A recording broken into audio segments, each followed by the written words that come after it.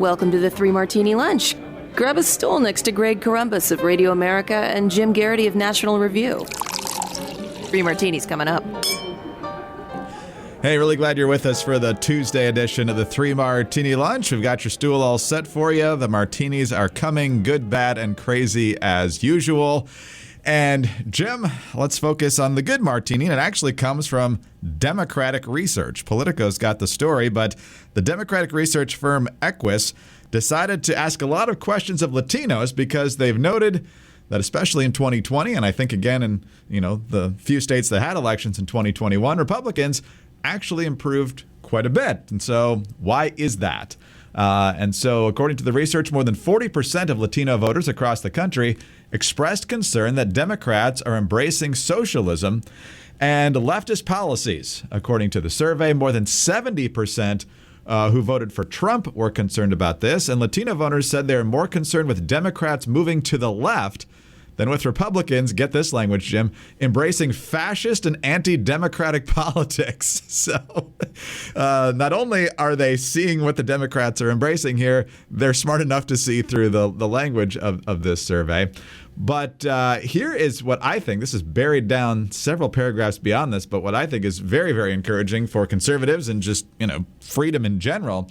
Equus found that there was not a drop-off in worry about socialism as Latinos became more assimilated. Instead, it was the opposite, with fourth-generation Latinos and beyond expressing more concern about socialism than earlier generations. And I know, Republicans over the years have said, well, once the generation that actually experienced Castro's Cuba, comes to this country and their generation passes away, will the younger generations who didn't personally experienced it but heard from their parents, will they still be as concerned about it? And the answer is clearly yes. We also have Venezuelans coming to the country, Nicaraguans who are fleeing this because they know what it looks like in real life, in real time. And so this is great that they are concerned about this. And hopefully, maybe Democrats will decide to reverse course a little bit.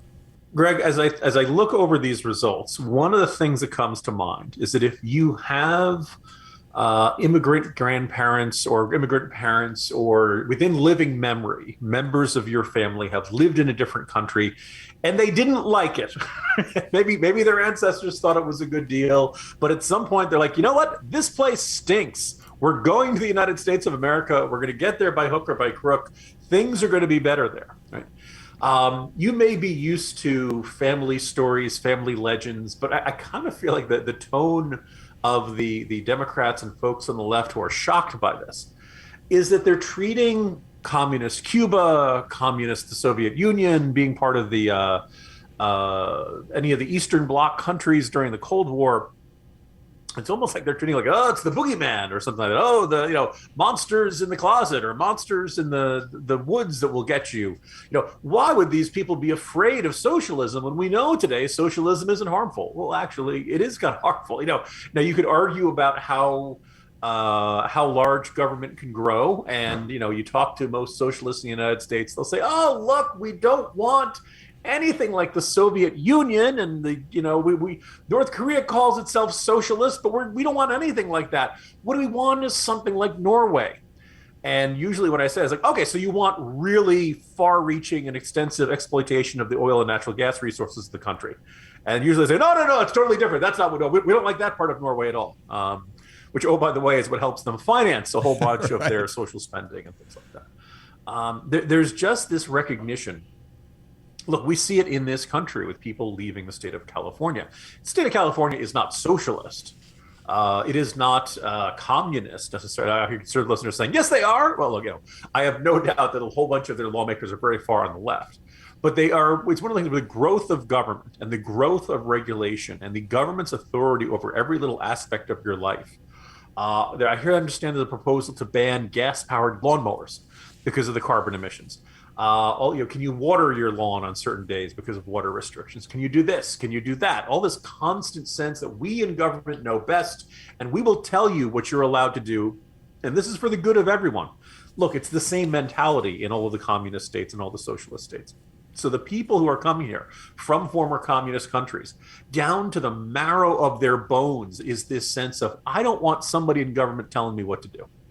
maybe these people aren't straight down the line libertarians. A lot of them are coming from largely Catholic countries. They're coming with a kind of a strong sense of some socially conservative traditions, close family ties, things like that. Things that don't necessarily put them in the libertarian mentality of a lot of issues. But if you get down to it, they have these values that get instilled by them. And oh, by the way, Cuba is still a bad place to live. Venezuela is still a bad place to live. People can see the effects of socialism. And they see what happens when somebody says, look, put me in charge. I'm going to take from the rich and I'm going to give to the poor and everything's going to get better. And then, lo and behold, things don't get better. The people in power do a whole heck of a lot better. The rich get a whole bunch of their assets seized and money taken and things like that. But the country as a whole never seems to do all that much better. And we're talking about countries, in the case of Venezuela, that are full of oil. They should be, and particularly at a time like this, they should be out on easy street. And they're not, which is a sign that at some point excessive state power ends up, ruining it for everyone. So look, I am not the least bit surprised by this. I think this is further good news.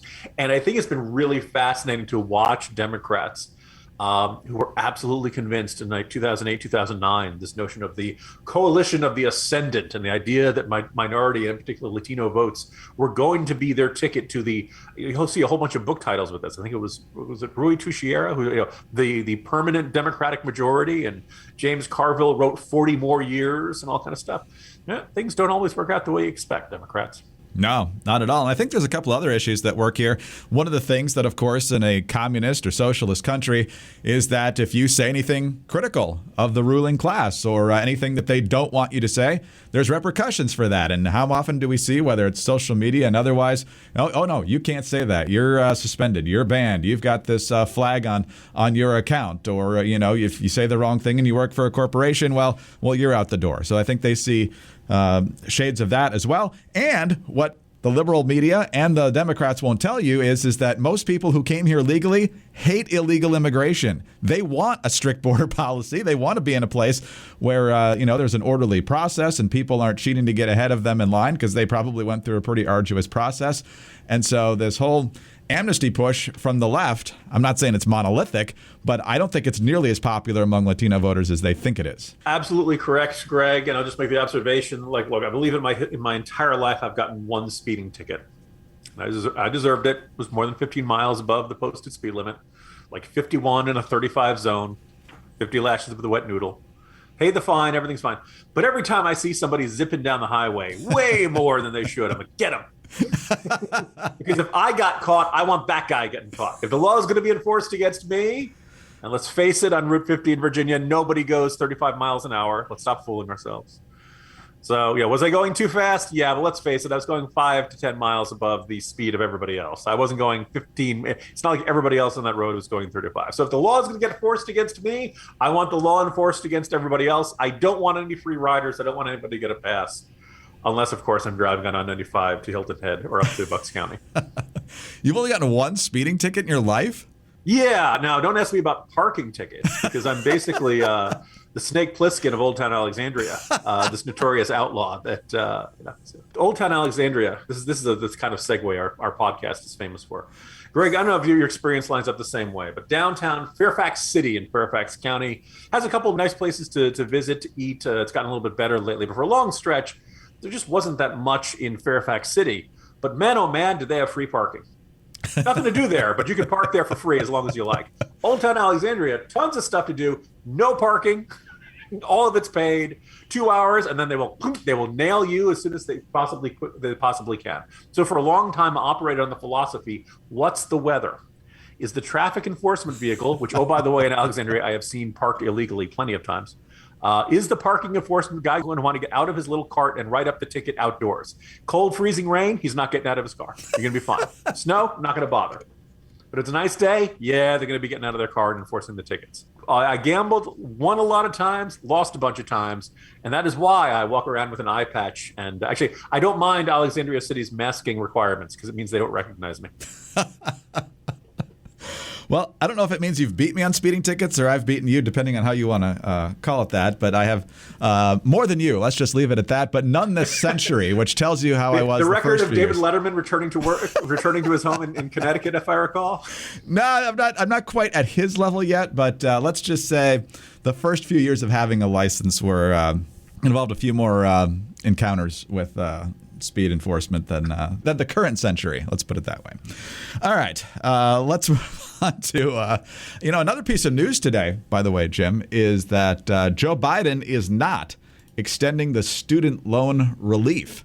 Starting at the end of January, early February, you actually have to start paying your loans again. And guess what? That means you're going to have to figure out the best way to make those payments without it being as financially painful as it could be. And so if you have federal student loans, you've probably enjoyed not having to pay them thanks to the CARES Act. But January 31st is coming. It's a month and a half away. You'll have to start paying them again. So instead, consider refinancing with Earnest. Now, make sure you review the CARES Act disclosures carefully and do your research. But when it comes time to write that check, you want to be set up the best way possible with Earnest. Earnest is the #1 student loan refinancer in the country. They earn the top spot by helping thousands of people get better rates, lower their monthly payments, or help their customers combine multiple loans into a simple monthly payment. And Earnest doesn't charge any fees ever, not even late fees. So take 2 minutes, yes, it only takes 2 minutes, and see what your new rate could be. And don't worry, there is no credit impact. If you have questions, Earnest has an in-house team that is ready to help, and you can always talk to a real live human being. And when you pay less interest, you can put that money towards your goals. Exactly right. So get yourself set up the best way possible when those payments have to be made again, and they're coming soon. Right now, Earnest is offering 3 Martini Lunch listeners a $100 cash bonus. Refinance your student debt at earnest.com/martini. It is not available in all states, so you'll want to check that out as well. Once again, you get a $100 cash bonus when you visit earnest.com/martini to refinance your student loan. And here's a little extra legal for you. Earnest Student Loan Refinancing made by Earnest Operations, LLC, NMLS number 1204917, California Financing Law, license number 6054788, 535 Mission Street, San Francisco, California, 94105. Visit earnest.com/licenses for a full list of licenses. All right, Jim, on to our bad martini now. And if there is an official bad martini for 2021, it's probably Afghanistan, yet staggeringly, Joe Biden thinks he did everything right. It's kind of a weird dynamic with Biden. He doesn't talk about it publicly that much anymore, but he simply says it's the best that could have possibly happened, and there's always going to be problems whenever you got out. So we did the very best we could. At the same time, he says if there were any problems, it's because the Trump administration tied our hands with the deal that it made with the Taliban. So which is it? Well, Joe Biden on CBS Sunday morning, so this was a couple days ago now, the discussion was somehow on things he was willing to lose his presidency over or not get reelected over, and somehow he decided to take it to Afghanistan. I know what I'm willing to lose over. If we walk away from the middle class, if we walk away from trying to unify people, if we start to engage in the same kind of politics that the last 4 years has done, I'm willing to lose over that. You mean you're willing to lose your presidency? My presidency. Because you're going to stick with it. That's right, because I'm going to stick with it. There's certain things that are just, like, for example, Afghanistan. Well, I've been against that war in Afghanistan from the very beginning. We're spending $300 million a week in Afghanistan over 20 years. Now, everybody says you could have gotten out without anybody being hurt. No one's come up with a way to ever indicate to me how that happens. Two absurdities there, Jim. First of all, he claims that he was against the Afghan war from the start. Clearly not true. There was only one person against that. That was Barbara Lee in the House. Biden voted for the war and the use of military force in Afghanistan after 9/11, and I'm sure voted for plenty of military aid over the years that followed while he was still in the Senate. The other thing, of course, is that he's still claiming, after the complete debacle that the entire world watched back in August, and of course leading up to that he honestly, or at least publicly, doesn't think anything different could have been done to make the withdrawal better. You know what's more, Greg, is that I think, Biden was always this kind of garrulous BS artist, right? He's had infamous cases of plagiarism. So we were already used to, what Joe Biden says on any given day not necessarily being accurate, not getting past the fact checkers. And, the more he says, true story, the more likely it is not actually a true story. Right? The aspect here is when he says, I was opposed, like you could think, well, maybe he's thinking of the Iraq war, actually, which I believe he voted for. So I don't think, no, he was not opposed to the Iraq war from the beginning. it's kind of a weird thing to complain. Oh, I was opposed to the Afghan. As you mentioned, almost no one in the United States was opposed to. We just been hit by 9/11. This was the Taliban. They were protecting Al Qaeda. I think the short answer is Joe Biden doesn't really pay that much attention to what he says. And I'm sure a lot of listeners are like, that's okay, because we don't pay a lot of attention to what Joe Biden says either. But the president of the United States, words matter and words can have consequences. And in this, I feel like he's almost on a mental autopilot. And one of the components of the mental autopilot of Joe Biden is I was right about this all along. In almost every case, that is not the case. That's not the case at all. In fact, it's very often he was the one leading completely in the wrong direction. But in this one, he really wants to believe, I'm the wise one, and history is going to prove me right, and you're going to see, and all of this. And then the idea, the other thing is that he seems to, he loves to conflate this. Hey, you really botched the withdrawal from Afghanistan. This has turned out badly. With this idea of, nobody had any better idea. Well, actually, one of the great ironies is that his own military advisors had said, we should keep Bagram Air Base open. You should keep 2,500 troops. And Biden has said in previous interviews he does not remember being briefed that. Now, there are two options. Biden is lying. Plenty of precedent for that before. Or Biden, I think we should be open to the possibility that he's not lying. I think that he doesn't necessarily remember what he gets told in briefings. This is an argument that he should not be president of the United States then. This is a very bad and concerning thing if the president is being told things in briefings, doesn't really remember them, and just kind of wings it as best he can through his decisions and comments. And I think that's kind of what we're seeing here. But I think there's a little bit of an arrogance that is kind of the last ingredient of this. To say there was, it's one thing to say there was no easy way to get out of Afghanistan. There was no risk-free way of get out of Afghanistan. Fine. Okay. I think everybody would concede that. It was a dangerous situation. The government we had attempted to establish there was falling apart very quickly. Taliban was on the march. Fine. Also, I can't help but notice the administration keeps reminding us how much they had great leverage over the Taliban. We never seem to see any evidence of that leverage, but fine, whatever. The end result, though, the idea that, no matter what we did, these 13 soldiers would have died, and no one has any right to hope for or expect or demand any better from this, that is excuse-making. That is a really an insufferable tone for him to be taking, because this is all a result of his decisions. It sounds like it was done against the preferences of his military advisors, and that's... that is the consequence. And I think while the president's lousy approval ratings are not only because of Afghanistan, you look at them, you could say this is what started the slide. And I think it really shook Americans' faith that he was going to be this force for stability, and that he was going to be this person who was going to make things better. And, we see it in everything from Afghanistan to, I'm not going to shut down the country. I'm not going to shut down the economy. I'm going to shut down the virus. And there we are. So. Yeah.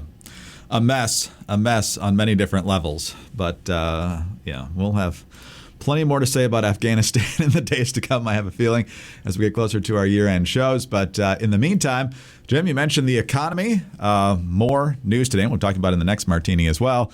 News today that inflation is getting worse. Producer prices up over 9% year over year at this point. Ugly, ugly, ugly. And so when it comes to the value of the dollar, not quite what it was. Hopefully we'll get back there sometime relatively soon, but the indications aren't good right now. So you want to diversify that investment portfolio. Gold and silver can be a great way to do that. The price of silver has increased 340% since the year 2000, and there's no one better to help you navigate the possibility of investing in gold and silver than Universal Coin and Bullion.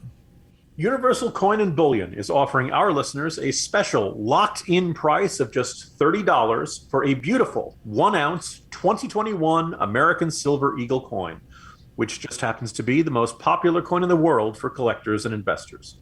This limited offer is available at dealer's cost because Universal Coin wants you to own the first newly designed silver bullion coin since President Reagan signed the Gold Bullion Act in 1985. Call Universal Coin, the leaders in the precious metals industry, at 1-800-UCB-GOLD to get your beautiful U.S. Mint silver coin for only $30.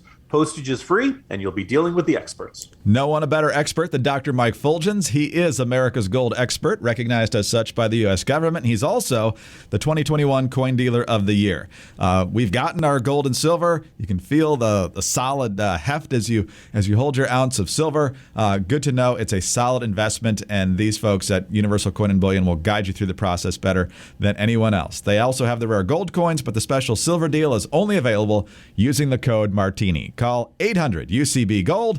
That's 800-UCB-GOLD. All right, Jim, on to the crazy martini now. And yesterday, Senate Majority Leader Chuck Schumer said it's going to be a long, tangled process, but he's still committed to getting a vote on Build Back Better by Christmas. Only a couple of problems with that. They still don't have a bill officially. And the latest CBO score on what they were told would be in the bill the last time it got sent over there. Not good. Looking at $3 trillion in debt over the next decade because, of course, they're creating programs that are expected to live in perpetuity, but they're not funding them in perpetuity. So Joe Manchin says, look, you're going to have to pay for this stuff in a real way, not gimmicky ways where you just pay for it for a limited time and then figure out how to pay for the rest of it later. You're going to have to do that. We're going to have a major rewriting of the bill, which, of course, has Democrats very upset. But the unfavorable CBO score also came up at yesterday's press briefing. And here's how Jen Psaki tried to explain it away. It's important to understand that when anybody raises a question about this new CBO score, it is a fake score about a bill that doesn't exist, and we should really focus on the actual bill everybody's going to vote on and considering in Congress. Well, again, they scored what they were given based on what your principles were. I've seen a lot of different explanations of that over the last 24 hours or so. And Jim, at the same time, once again, just like with the House version of this thing, we're going to scramble and cut this and add this and just rush it up to the table, I guess, at the last second when nobody knows what's in it with this massive, massive spending bill. Greg, I'm trying to get my head around the thinking of Jen Psaki, and this is dangerous. Don't try this at home. You can brain some neurons that way. Her position is that this is a fake bill that doesn't exist, and thus it must be passed. Yes.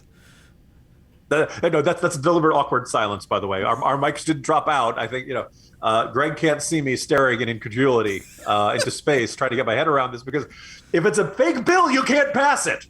If it doesn't exist, you can't pass it. It's got, none of that makes any particular sense. But the maybe we should do is we should actually have a real bill with real numbers and give it to the CBO and say to the CBO, take as much time as you need.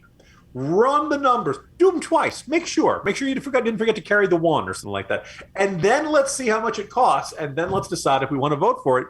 Of course, all of this, you could argue, is kabuki theater.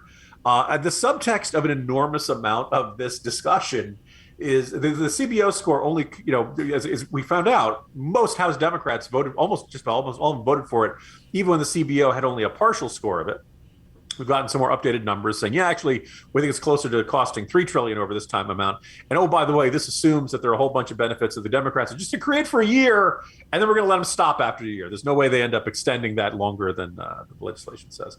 The CBO numbers were basically an attempt to give a little bit of cover for the centrist purple district House Democrats, and I'm using that term centrist very loosely. And to say, we say, well, look, I know people are complaining about this bill, but by golly, the CBO scored it as barely costing anything after 10 years, or it's paid for, or this bill doesn't cost anything. It's just kind of, it's always been kind of implausible. You're trying to spend a whole bunch of money. It's a whole bunch. Let's spend the money now. Let's increase the taxes later. It's just kind of ridiculous by this. I do think that as the year goes, first of all, the odds of it passing in 2021 are extremely unlikely. The odds of it passing in early 2022, I believe, are dropping pretty precipitously, in part because the inflation numbers keep getting bad, and that's been a big factor in the mind of Joe Manchin, or at least in his public comments. And I think that, look, we're probably not going to have good inflation numbers for December. We're probably not going to have good numbers for January or February. Supply chain issues are not going to work their way out. Gas prices have not declined very much at all, maybe a couple of cents here and there. You add all of that up, Americans are not going to feel terrific about the economy, and they're not going to greet a massive bill, which is going to throw a whole bunch more money into the economy and probably make inflation worse. So I think the odds of Build Back Better passing anytime soon are very low. I do think that as the midterms approach, Democrats are going to freak out and say, oh God, what will Manchin and Sinema agree to? Whatever they'll agree to, let's pass it. So I think something gets passed between now and Election Day 2022. That's the bad news for conservatives there. But I think that the idea that the Democratic spin is now, it's a fake bill, it doesn't exist, pass it. The fact is now a fact that they've completely lost the plot and they don't even know what they're arguing in favor of anymore. No, that's exactly right. You're also right about Manchin. He says he still wants to get something done, but everything's got to fit into the $1.75 trillion. So if you want to make it a 10-year program, you got to be able to fund it within that $1.75 trillion. So it means maybe some of these entitlement programs get scaled back or left on the shelf for a while and they try to come back later. I don't know, but he's still trying to actually make it work. You and I have very different priorities on this. But yes, the bottom line here on this is, hey, here's our bill. Yeah, you don't come anywhere close to paying for it like you said you would. Oh, but I fixed this typo over here, so now I can say, that's not the bill I sent over. And it's a typo, that's completely irrelevant to the fiscal health of the thing. But as long as you can make some little punctuation change, you can claim that, I don't know what bill they're looking at. This is a totally different bill. Anyway. At least it's Friday, right, Greg? Getting closer, but it's a long way away. Have a good Tuesday, Jim. See you tomorrow. See you tomorrow, Greg. Jim Garrity, National Review. I'm Greg Corombos, Radio America. Thanks for being with us today. Do subscribe to the podcast if you don't already. Please tell your friends about us. We're so grateful for your very kind reviews and 5-star ratings. I've seen some of those lately. They're very, very nice. I appreciate those very much, and they're helpful to the podcast. Get us on those home devices. All you have to say is play 3 Martini Lunch podcast. And please follow us on Twitter. He's at Jim Garrity. I'm at Dateline_DC. Have a great Tuesday, and please join us on Wednesday for the 3 Martini Lunch. Hi, this is Greg Corombos, and I'm here with Dr. Mike Fulgens, the president of Universal Coin and Bullion. He was recently named the 2021 Dealer of the Year by the American Numismatic Association. Mike, one of the reasons I like Universal Coin and Bullion as a sponsor is because the people tasked with stopping counterfeiting and fraud come to you for advice. No one's more knowledgeable or more trusted on these issues.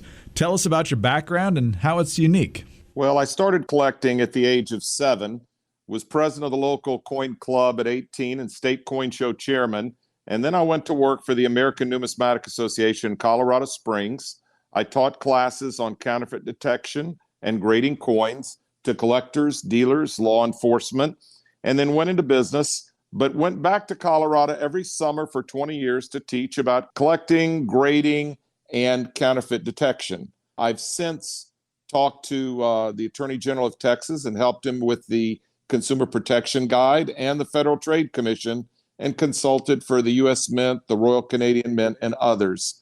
So I'm well positioned to help the public know that they're getting a genuine, high-quality product at a very good price. Dr. Mike Fulgens is recognized as America's gold expert by the U.S. government. Contact Mike and his team of professionals at Universal Coin and Bullion to own your gold and silver coins now. Call 1-800-UCB-GOLD.